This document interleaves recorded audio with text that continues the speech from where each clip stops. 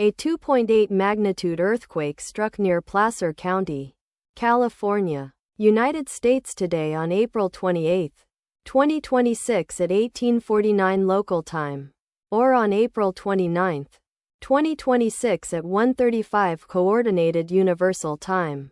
As reported by the EMSC on its website, the earthquake was located at a very shallow depth of 4.0 kilometers below the surface, at coordinates latitude 38.752 and longitude -121.194. The exact magnitude, epicenter and depth of the quake might be revised within the next few hours or minutes as seismologists review data and refine their calculations, or as other agencies issue their report.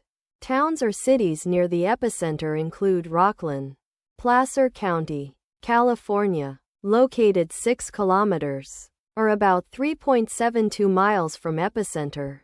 Folsom, Sacramento County, California, located 8 kilometers, or about 4.97 miles away.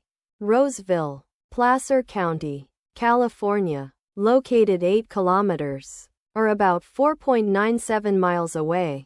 Sacramento, Sacramento County, California, located 32 kilometers, or about 19.8 miles away.